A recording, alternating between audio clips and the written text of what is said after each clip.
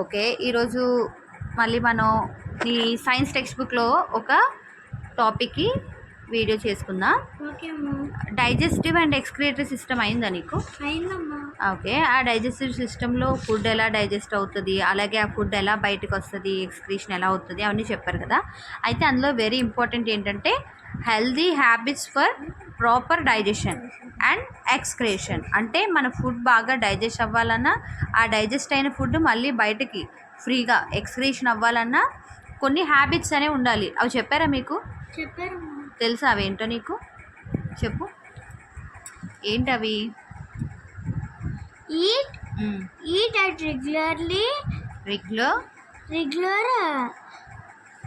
Intervals. అంటే ఏంటి అర్థం? అంటే మనం తీసుకునే ఫుడ్ అనేది రెగ్యులర్ ఇంటర్వల్, అంటే గ్యాప్ అనేది టైం అనేది మెయింటైన్ చేయాలి. అందుకే మనకి స్కూల్లో చూడు 10 o'clockకి లంచ్ ఏమి ఇస్తారు మీకు? బ్రేక్ ఇస్తారు స్నాక్స్ తినడానికి. మళ్ళీ 12 o'clock లంచ్, మళ్ళీ మధ్యాహ్నం 2:30 కలగా మళ్ళీ బ్రేక్. అంటే ఏంటి, మనం పర్టికులర్గా కొంత టైంలో ఫుడ్ అనేది తింటూ ఉండాలి. ఓకే. స్టమక్ని ఎక్కువ టైం ఎంప్టీగా ఉంచకూడదు. అలాగే have a healthy and balanced. అలాగే మనం తీసుకునే ఫుడ్ కూడా ఎలా ఉండాలి? హెల్దీగా బ్యాలెన్స్డ్ డైట్. అంటే మనం తీసుకునే ఫుడ్లో నీకు ఒకసారి ఆల్రెడీ బ్యాలెన్స్డ్ డైట్ కోసం చెప్పాను కదా, ఏంటంటే బ్యాలెన్స్డ్ డైట్లో ఉంటాయి కార్బోహైడ్రేట్స్, ప్రోటీన్స్, ఓకే, విటమిన్స్ అన్నీ కూడా మనం తీసుకోవాలి. ఏదో ఒకటే తీసుకుంటే అవ్వదు. Next food well. అంటే ఏం చేయాలి? ఫుడ్ని మనం బాగా నవలాలి. చూయింగ్ బాగా నవలాలి, అప్పుడే మనం దాన్ని స్వాలో చేయాలి. అలాగే ఓవర్ ఈట్ అంటే ఎక్కువగా తినేకూడదు. ఎక్కువగా తినడం వల్ల మనకి ఏంటంటే అది అనీజీగా ఉండడం, డైజెషన్ అవ్వకపోవడం అలాంటి ప్రాబ్లం అనేది వస్తుంది. అండ్ మనం తినే ఫుడ్ అనేది ఎక్కడ పడితే అక్కడ కాదు, మనం తినే ఫుడ్ ప్లేస్ కూడా చూసుకోవాలి. ఎలా ఉంది ఆ ప్లేస్ అనేది, క్లీన్ ప్లేస్లో తింటున్నామా లేదా. అండ్ ఆల్వేస్ టేక్ యూర్ అంటే ప్లీజెంట్. అంటే చూడు, చాలామంది ఇప్పుడు ఏం చేస్తున్నారు, మొబైల్స్ చూసి టీవీ చూస్తూ సెల్ చూస్తూ తింటున్నారు, అవునా? సో టీవీ చూస్తూ తినడం, మొబైల్ చూస్తూ తినడం అసలు రాంగ్. మనం తినేటప్పుడు ప్లీజెంట్ అట్మాస్ఫియర్లో ప్రశాంతంగా హ్యాపీగా కూర్చొని తినాలి. కొంతవరకు పోనీ టీవీ చూసినా ఓకే, కన్సిడరబుల్ కొంతవరకు.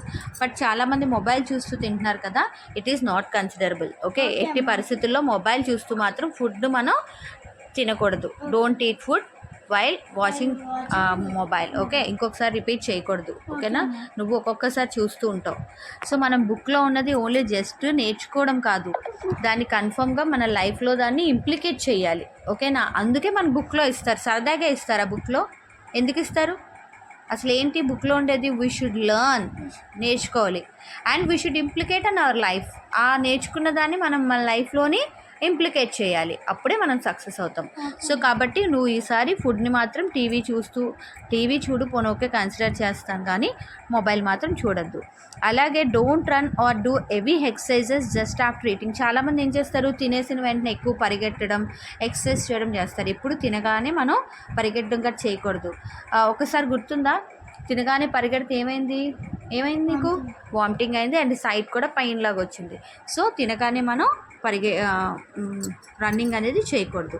అలాగే have a fixed time for eating. ఇందాక చెప్పుకున్నాం కదా, టైం టు టైం తీసుకోవాలి. అలాగే తిన్న టైం కూడా ఫిక్స్ చేసుకోవాలి. అంటే మనం రోజుకి ఒక 15 minutes 10 minutesలో తినేయాలి. గంటలు ఫుడ్ ముందు కూర్చోకూడదు. ఎక్కువసేపు ఫుడ్ ముందు అలా కూర్చొని చాలామంది 1 hour, half an hour అలా తింటారు. అలా తినకూడదు. Okay. Have a regular toilet habits. ఇవన్నీ కూడా ఫుడ్ హీట్ చేసేటప్పుడు ఉండాల్సినవి. Next regular toilet habits. Don't hold your stool and urine for a long time. అలాగే మనం ఎక్స్క్రీషన్ చేసేటప్పుడు టాయిలెట్ హ్యాబిట్ అనేది గుడ్గా ఉండాలి. అంటే ఎక్కువ టైంని మనం యూరిన్ని స్టాప్ చేయకూడదు. ఓకే. అలాగే మనకి మంచి డైజెషన్ అవ్వాలి అంటే 2 glasses ఆఫ్ వాటర్ మార్నింగ్, అలాగే 6 to 8 glasses డైలీ తాగాలి. అందుకే నీకు మార్నింగ్ లెగవగానే గ్లాస్ వాటర్ తాగంటున్నానా, take a glass of water అని అట్లీస్ట్ 2 glasses తాగాలి. పోనీ అట్లీస్ట్ ఒకేసారి మనం అలవాటు చేసుకోలేము కదా. సో ఏం చేస్తావంటే ముందు నువ్వు ఒక చిన్న కప్పుతో, తర్వాత ఇంకొంచెం పెద్ద కప్తో అలా దాన్ని ఇంక్రీజ్ చేయి. సో కన్ఫామ్గా నువ్వు రేపటి నుంచి వాటర్ కూడా మార్నింగ్ తాగాలి. అలాగే మనం తినే ఫుడ్లో కన్ఫామ్గా హోల్ గ్రైన్స్, వెజిటేబుల్స్ ఇందాక చెప్పుకున్నాం కదా, బ్యాలెన్స్డ్ డైట్ అనేది ఉండాలి. అలాగే రిచ్ ఇన్ ఫ్యాట్, మనం లిమిట్ ఫ్యాట్ ఉన్న ఫుడ్ తక్కువ తీసుకోవాలి.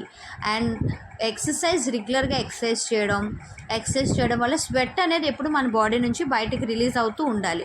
So it is also one type of excretion.